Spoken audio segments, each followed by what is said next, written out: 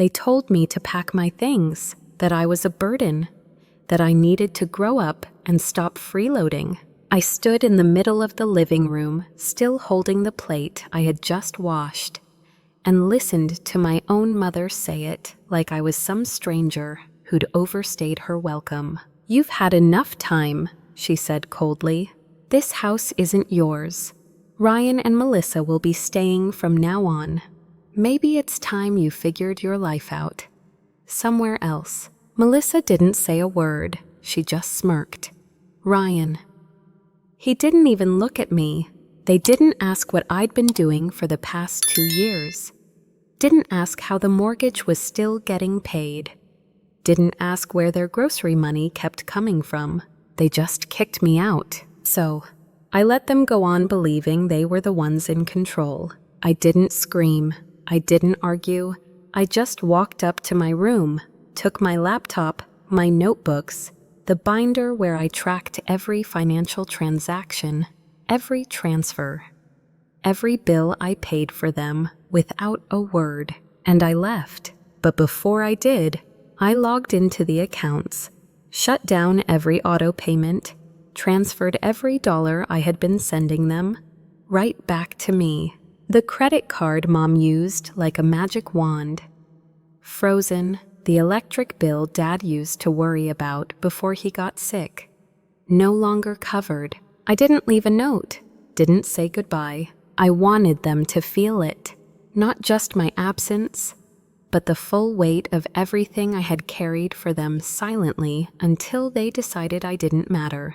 They thought they could survive without me, but I was the one holding the pieces together. And the moment I walked out that door, they all began to fall apart. My name is Lauren Mitchell. I'm 30 years old, a freelance systems engineer, and apparently the invisible glue that kept my entire family from crumbling. 2 years ago, I came back to my parents' home in Sacramento after things fell apart in the city. I'd graduated top of my class in computer engineering, landed a decent job at a mid-sized firm in San Diego, until I burned out so hard I couldn't even recognize myself in the mirror. Long nights impossible. Expectations, toxic bosses who smiled to your face and buried you behind your back. I spiraled. I stopped eating. I stopped sleeping.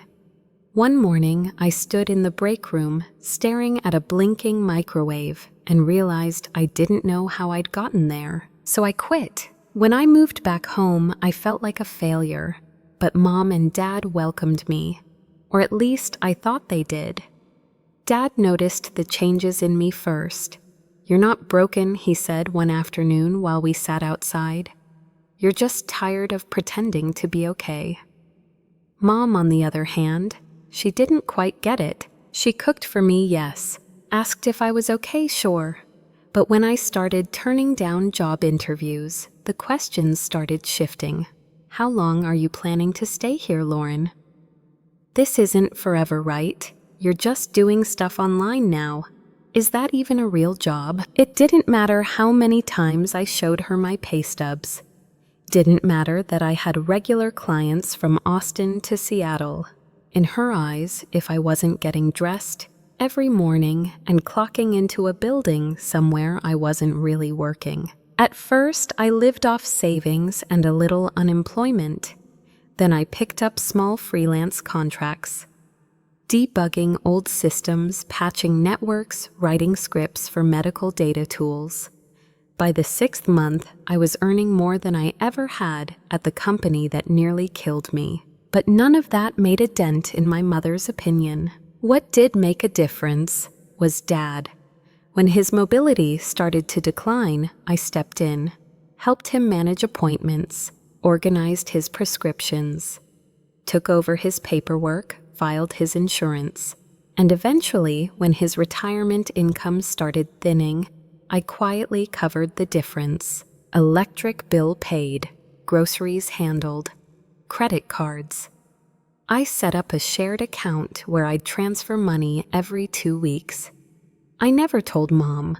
I just made sure the fridge stayed full, and the lights stayed on. Dad tried to thank me. "Lauren, are you sure you can afford all this?" "Don't worry," I'd say. "It's not forever, just until you're steady again." Looking back, I'm not sure who I was trying to reassure him or myself. Ryan, my older brother, wasn't around much. He'd moved to San Jose after college, married Melissa, and got hired at a software firm. He called occasionally. Holidays, birthdays. Never once asked how Dad's health was. Never offered help. I didn't resent him, not back then. I figured he was busy. He had a new life.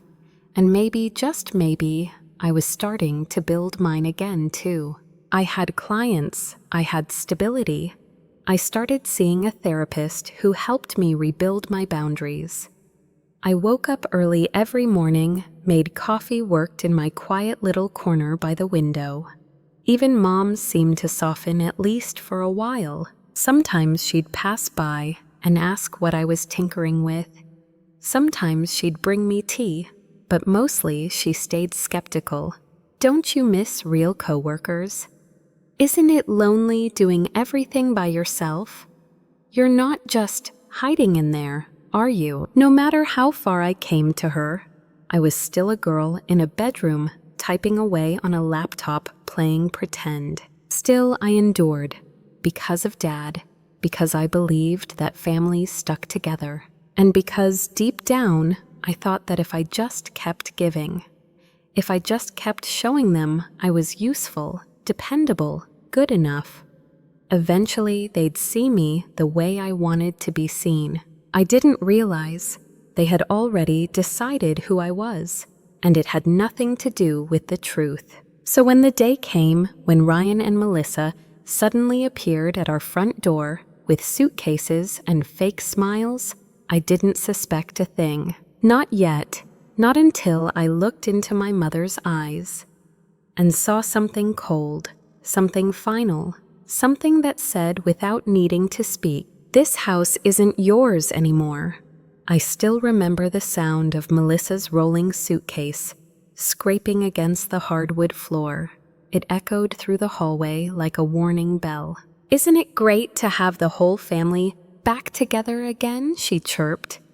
I wanted to believe her, but something about her smile felt rehearsed, like she was performing. Ryan didn't hug me. He didn't even offer a proper hello, just a half nod and a distracted glance before carrying boxes into the guest room, my workspace. That night, I asked Mom what was going on. She acted surprised. I was even confused. "Oh, honey, Ryan and Melissa just need a place to stay for a little while. They've had a rough patch. Where are they going to sleep?" "Well, you're working from home, right? It's not like you need the guest room. You can make space elsewhere." Just like that, my office became their storage closet. My books were boxed up, my whiteboard erased, my desk shoved into a corner between the laundry machine and the water heater. I wanted to scream, but I didn't. Instead, I bit my tongue. Again, because that's what I had learned to do. The next morning, at exactly 7 a.m., Melissa banged on my door like she was raiding a frat party. "Aren't you up yet?" she yelled. "I am. I'm working." "Well, breakfast isn't going to make itself, is it?" I blinked at the wall in front of me, the code on my screen half written. "I thought we were just doing our own thing for breakfast," I said, trying to stay calm. "We're family. We should be helping each other." So I made breakfast, toast, eggs, sausage, coffee, even fresh strawberries I picked up the day before. I set the table, hoping it would ease the tension. It didn't. "This is it," Ryan scoffed. "No pancakes, no bacon." Melissa scrunched her face. "I guess it's okay. Just not what I'm used to." I took a deep breath. "If it's not good enough, you don't have to eat it." They both stared at me like I'd slapped them. "What's with the attitude?" Ryan said, his voice rising. "You've been living here rent-free for years, and now you're too good to make breakfast. I've been covering Dad's medical bills. the utilities, the groceries, "Oh, please," Melissa interrupted. "You work from your laptop. That's not the same as a real job." That was the first time I realized they weren't just ungrateful. They were actively trying to erase everything I had done. And Mom, she just sat there sipping coffee, not defending me, not correcting them, just letting it happen. That night, Ryan cornered me in the hallway. "We're trying to make this place work again for Mom's sake. She needs support. And frankly, you've been a little intense lately." "Intense?" He nodded, arms folded. "You don't contribute emotionally. You're always working closed off. It's not healthy for the rest of us." So now I was a burden emotionally too. Not only was my work not real, I wasn't real. I tried to talk to Dad about it during one of my visits to the rehab center. He listened carefully, eyes wide with concern. I had no idea he said, "I'm sorry, Lauren. I didn't know things had gotten that bad. I just don't understand what I did to deserve this," I whispered. "You didn't do anything wrong," he said softly. "But maybe it's time you stopped trying to convince people who already made up their minds about you." It was the first time I thought, maybe he was right. Things got worse after that. Melissa started leaving chores unfinished, then blamed me for not doing them. Laundry piled up. The trash sat by the door for days. Mom started siding with her more openly. She'd mutter things like, "At least Melissa tries to help around here," even when I was the one wiping down counters and restocking the fridge. They treated me like an afterthought in my own home. And still, I paid the bills. I handled the insurance. I called the hospital when Dad had trouble getting his prescriptions. They never asked who was handling those things. They just assumed everything would magically work. Then came the day they made it official. I came home from a walk, headphones in sunsetting behind the trees. As I opened the door, I heard Ryan's voice. "She won't leave unless we make her," he said. Melissa responded, "Your mom's already on board. She said she'd talk to her tomorrow." "Good. She's had her chance." I didn't walk in. I stood frozen in the hallway, shoes still on hand, tightening around my phone. They were planning to force me out of the house I had kept running, out of the life I had rebuilt from scratch. That night I sat alone in the dark, staring at my ceiling. Something inside me shifted. Not sadness, not fear. Resolve. I'd spent 2 years trying to earn a place in a family that never valued me. I'd been patient, generous, kind, and they took that kindness and spit it back in my face. But they forgot one thing. They thought I was powerless. They forgot who held the keys to every dollar keeping this household afloat. So the next morning I smiled, cleaned the kitchen, folded the towels, even made pancakes. And later that day, I started shutting everything down. They didn't even notice at first. That's the part that stunned me. I was sitting at my laptop in the local library, headphones on, pretending to code, while my hands were actually dancing across banking dashboards. Everything I'd set up in the last year, every shared account, every automatic transfer, every subtle financial duct tape holding that house together. All of it was under my name, my routing numbers, my passwords. So I started pulling the threads, one by one. The first thing I shut down was the credit card my mother used, like it was a limitless gift from the universe. Weekly deliveries from online boutiques, salon appointments, organic groceries that I never touched. I logged in, killed the autopay, froze the card. Next, the utilities. I'd been paying those directly through my checking account quietly every month without anyone noticing. So I canceled the recurring payments. Let them get the first late notice. Let them wonder what had changed. Then came the joint grocery account. I siphoned out every last dollar and closed it, the cherry on top. I took the emergency medical fund I had created for Dad, his actual fund, not the one they used for household nonsense, and moved it into a private savings account under his name, where only he and I had access. No one else even knew it existed. By the end of the day, I had flipped every switch. By the end of the week, they started to notice. The first explosion came from the kitchen. I was still staying in the house, calmly, quietly, while everything began to crack beneath their feet. Melissa opened the fridge and let out a screech. Why didn't the grocery order arrive? We're out of literally everything.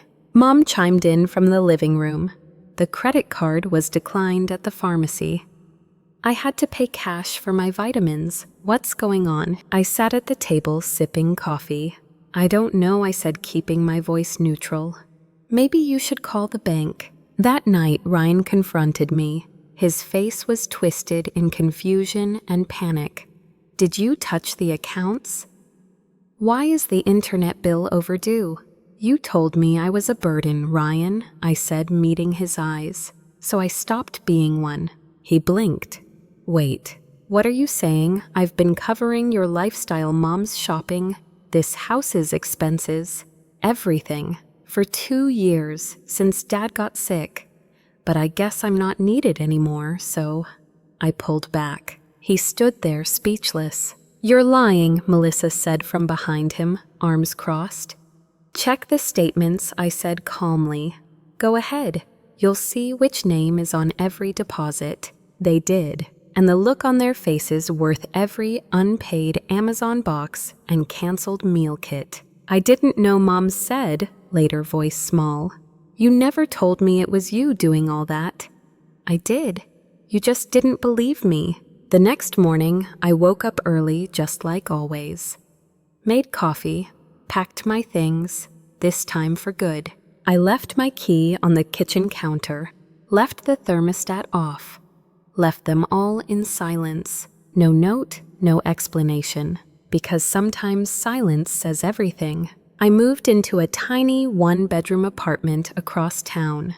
Nothing fancy, bare walls, second-hand couch, mismatched dishes. But it was mine. Peaceful, clean, quiet. No passive-aggressive comments. No guilt-tripping. No fake family unity. And for the first time in years, I could breathe. I focused on work. Clients noticed the shift. My focus sharpened. My mood lifted. I started picking up higher-paying contracts, AI integrations, network security audits. My income doubled in 4 months, but I knew it wouldn't be long before they came knocking. Because the truth is, they had no idea how dependent they'd become on me. They assumed things just worked, that the lights would stay on, the fridge would stay full, the debts would vanish like magic. I had been their magician, and I'd finally left the stage. So when Ryan called, I let it ring 3 times, 4. Finally, curiosity won. Lauren, his voice was tight, hesitant. Hey, I know we haven't really talked since you left, but we're having some issues, financially. I think maybe you were helping more than we realized. I didn't say anything, just waited. Mom's been shopping like usual, but the bills are piling up. Melissa and I can't cover the mortgage. And the internet got shut off this morning. Oh no, I said, letting just a touch of sarcasm slip. Yeah, he said, missing the tone completely. So we were wondering, could you maybe send over some funds just to help us get back on track? I nearly laughed. Ryan, I worked my ass off while you were pretending I didn't exist. I paid for your wife's breakfast while she insulted me. I kept Mom in designer shoes while she told me I was lazy. And now you want help. Silence. I didn't realize you were doing all that, he muttered. You didn't want to realize. Look, I messed up. We all did, but we're in trouble now. Please, Just for a little while. I paused, then said it, calm, clear, unshakable. No, he started to protest, but I cut him off. I'm done fixing problems for people who don't see me. I gave more than enough. You all wanted me gone. Now you get to see what life is like without me. I ended the call, blocked the number, and I sat back, sipped my tea, and smiled. It took less than 2 weeks for everything to come crashing down. I wasn't tracking them, at least not intentionally, but small things kept surfacing. A message from my old neighbor asking if everything was okay because he saw the power company van outside. A forwarded email from an old insurance notice still linked to my name, saying the homeowner's policy was now overdue. Then came the second phone call. This time it was Mom. She didn't even say hello. Her voice came through the speaker, frantic, breathless, on the edge of breaking. Lauren, your brother said you're the one who stopped all the payments. The house, it's falling apart. The bills. I didn't answer right away, just waited in silence. She finally continued. I didn't know it was you. I didn't realize. That was the theme now everyone didn't realize. You thought I was just sitting there, doing nothing, I said quietly. But you didn't see the nights I stayed up crunching numbers. Didn't notice how every time something went wrong, it somehow just got fixed. Your father, he won't send us anything anymore, she whispered. He said he's done being responsible for people who let you suffer like that. That actually hit me. Dad had always been the quiet one, the peacemaker, but apparently even he had reached his limit. After I left, he'd moved in with a friend from his church community. Someone who could help him with the physical therapy he needed, and apparently someone who wasn't my mother. He'd filed for a legal separation. I had no idea he'd been thinking about it that long. He's not coming back? Mom said, almost like she didn't believe it herself. He said I have to stand on my own 2 feet. Can you believe that? After all these years, I didn't respond, not because I didn't have words, but because for once, I wanted her to sit with her own silence. Eventually, she broke again. We're drowning, Lauren. I don't know how to fix it. Ryan lost his job. Melissa left. She just packed up and moved back in with her sister in Arizona. Said she couldn't live like this. I almost choked. Melissa left him. She said Ryan was irresponsible, that she never signed up for this much pressure, that he wasn't the man she thought he was. I wanted to say he never was. But what was the point? Mom kept going. I tried to get a job, but nobody's hiring someone like me. The debt's piling up. Creditors are calling. I didn't even know half of this stuff was under my name. She trailed off sobbing, and for a second, just a second, something in me softened. This was still my mother. The woman who packed my lunches in middle school, who made me soup when I had the flu, who used to sing while folding laundry. But then I remembered the look on her face when she stood next to Ryan and told me I needed to leave. Like I was some unwanted guest, a tenant who'd overstayed her welcome. I'm sorry you're struggling, I said calmly, but I can't come save you this time. I already tried, and you all made it clear I wasn't welcome. She didn't argue, didn't beg. She just sighed. This long, exhausted breath that sounded like 30 years of regret. And then she hung up. Later that week, I got coffee with Jessica, my best friend since high school, and one of the few people who had always believed in me. I told her everything, the whole story, from the freelancing to the gaslighting to the financial unraveling of the people who once thought I was disposable. You should write about this, she said. Seriously, people need to hear stories like yours. So I did. Not to shame them, not to get revenge, but to release it. I wrote an essay, a long, detailed piece titled The Invisible Daughter Who Paid for Everything. I posted it anonymously on Medium. Didn't use names, didn't reveal locations, just the truth. It blew up. Within days, the story was trending. Comments flooded in.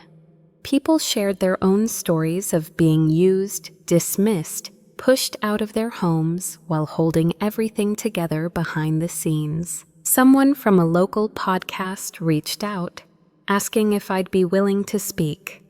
I declined the interview, but agreed to let them read the story on air.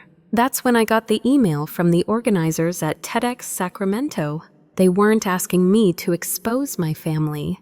They were inviting me to speak about boundaries, about self-worth, about what it means to take your power back when you've spent your whole life giving it away. At first, I hesitated. Then I thought of that night I'd sat in the dark, listening to my own family plot my exit from a house I had been quietly saving. So I said yes. The night of the talk, the auditorium lights were soft, warm, inviting. I stood on stage, hands shaking slightly, but my voice steady, and I told the world that sometimes the people who say they love you will hurt you the most. That kindness without boundaries becomes a weapon used against yourself. And that walking away is not weakness, it's the beginning of self-respect. When I finished, the room was silent for a beat, and then came the applause. Not the thunderous kind, but the kind that feels like healing, like finally being seen.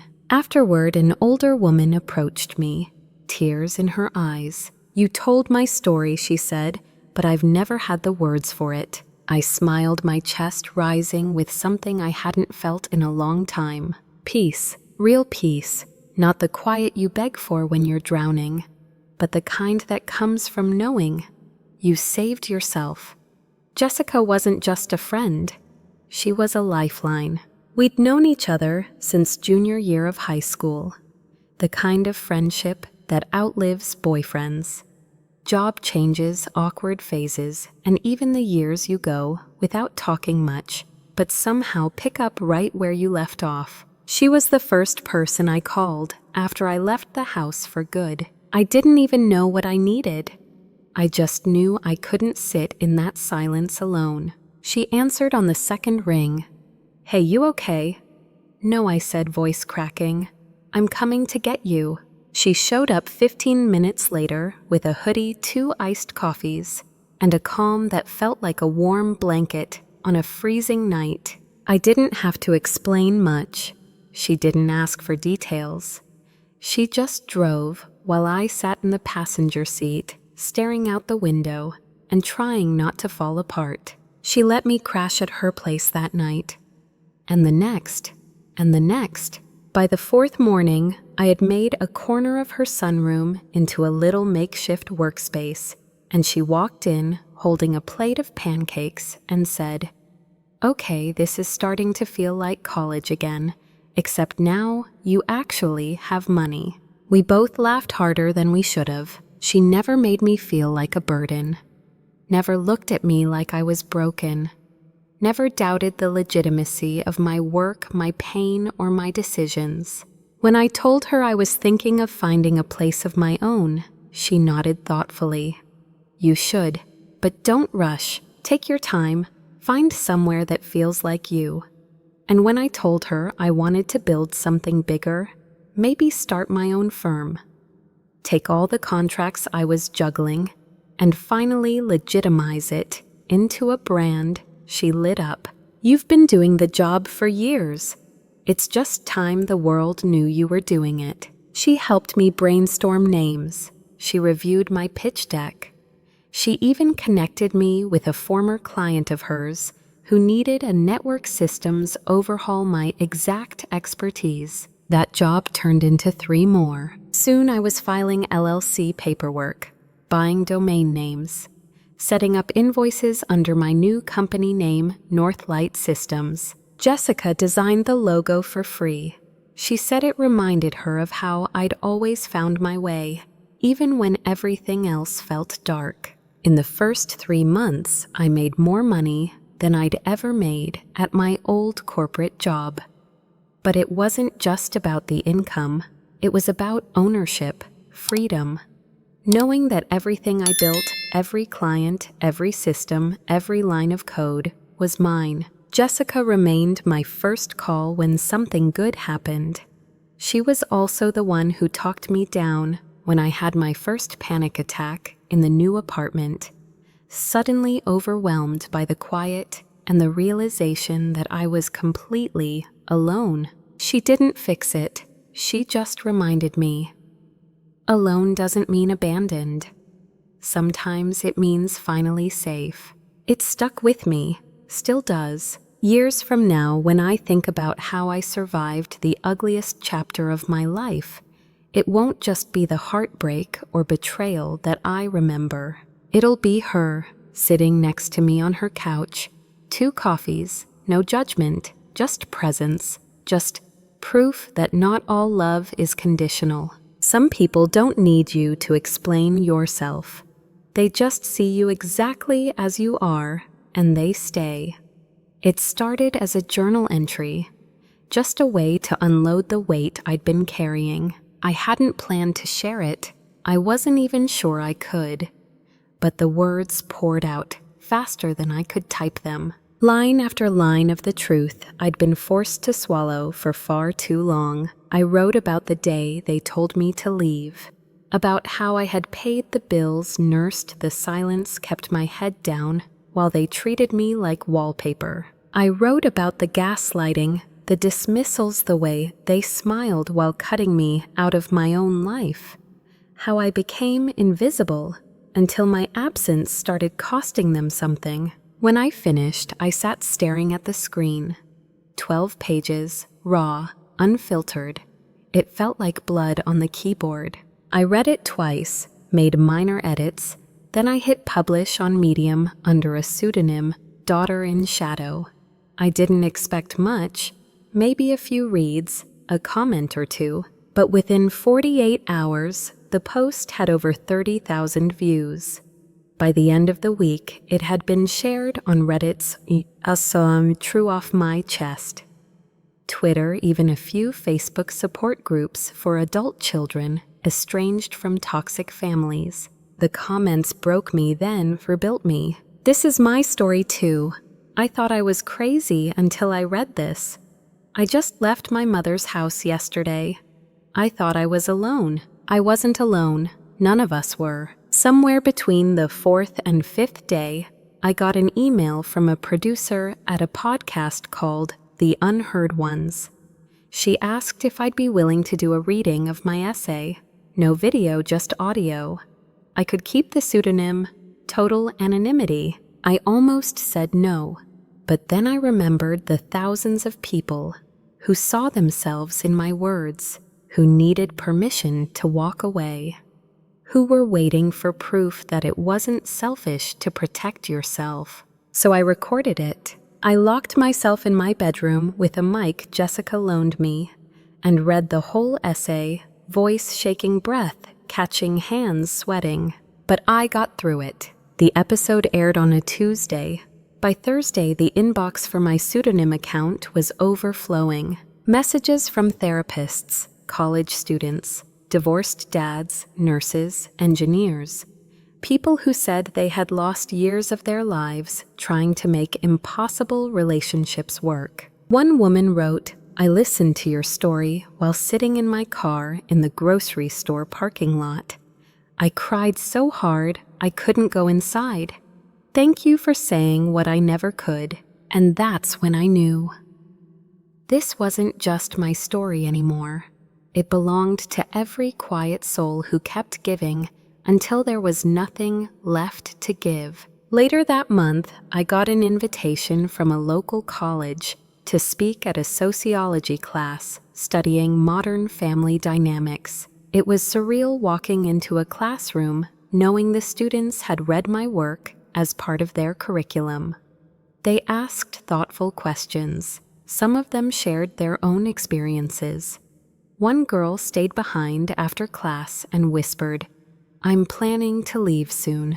I'm scared, but I think I'll be okay now." I nodded, eyes glassy. because I knew exactly what that moment felt like. The post continued to spread. A few outlets even asked to republish it. I agreed under one condition: they keep the original title. The day they lost me was the day they lost everything I gave them. Now and then someone still reaches out. Sometimes just to say thanks. Sometimes to ask how I knew it was time to walk away. And every time I say the same thing, you'll know. The moment you stop needing them to understand you is the moment you finally understand yourself. If there's one thing I've learned through all of this, it's that love without boundaries isn't love, it's captivity. I spent years believing that being a good daughter meant being quiet, being available, being selfless even when it left me empty. I thought that if I just gave enough, they'd see me, respect me, appreciate me. But the truth is, people don't always value what they're handed freely, especially when they think they're entitled to it. They called me family, but they treated me like a resource, a fallback, a quiet little machine that kept things running so they could keep pretending everything was fine. When I stopped giving, they stopped smiling. When I spoke up, they called it attitude. When I left, they called me heartless. But I wasn't heartless. I was heart full of pain, of disappointment, of truths I could no longer ignore. So I drew a line, and for the first time in my life, I made myself the priority. That's the first lesson I wish I had learned sooner. Setting boundaries is not cruelty, it's clarity. It says, I care about you, but I won't let you break me to prove it. It says I can love you from a distance, a safe one. The second lesson, dignity doesn't come from being needed. It comes from knowing your worth, whether or not others recognize it. I used to believe that if I wasn't contributing, I didn't matter. That if I wasn't holding everyone together, I was failing. But now I know your value doesn't disappear just because someone else refuses to see it. You don't have to prove your humanity. You just have to honor it. And finally, reinvention is possible at any age, at any stage, and at any distance from who you used to be. I didn't plan to start a business. I didn't plan to become a voice for others. I just wanted peace. And I built everything else from that starting point. Peace isn't passive. It's not sitting in a room hoping people treat you better. It's action, intention, choosing yourself over and over again, even when it's uncomfortable. I wake up now in a space that's mine. I work with people who respect my skills. I eat when I'm hungry. I rest when I'm tired. No one bangs on my door demanding breakfast.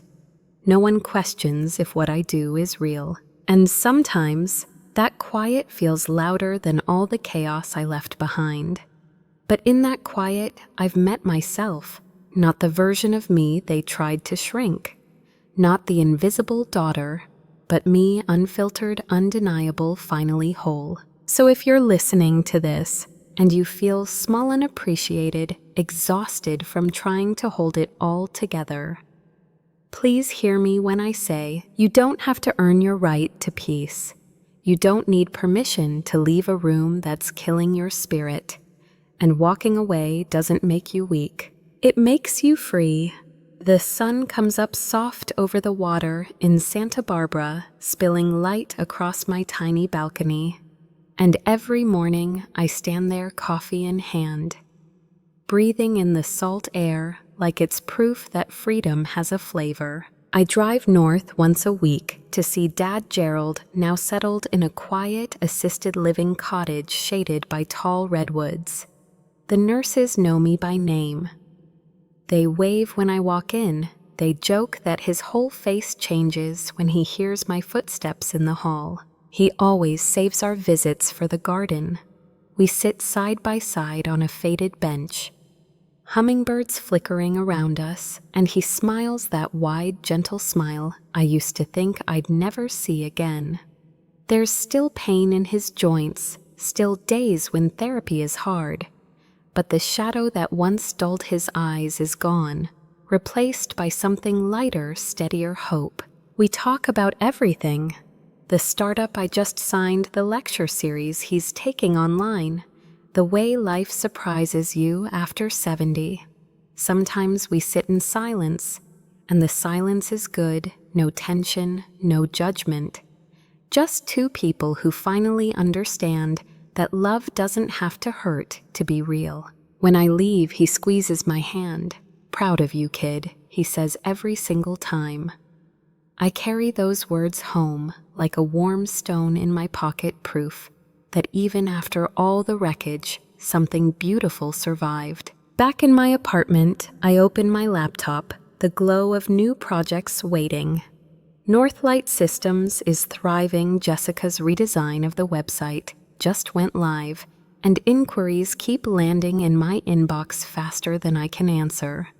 Work feels like an adventure again, not a cage. In the evenings, I walk the beach, phone off, feet bare. Waves brushing my ankles, and I realize that peace isn't the absence of noise, it's the presence of choice. My choice every day. Sometimes memories of the old house drift in voices raised. Doors slammed the moment they told me to get out. I let those images appear, then I watch them fade, carried off like driftwood on the tide. They don't own me anymore. What owns me now is the laughter of new friends, the rhythm of my breath during morning runs along Cabrillo Boulevard, the hum of my own heartbeat whenever I sign an email. Lauren Mitchell, founder. Small sounds that say again and again, you made it out and you made it home. I lock up for the night, lights low, window open to the ocean breeze. In the hush, I whisper a promise to myself, to the little girl who once thought she had to fix everyone, to earn love. Never again, I tell her. From here on out, we choose joy.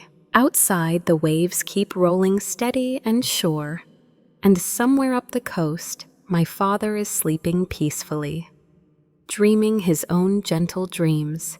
That's enough. That's everything.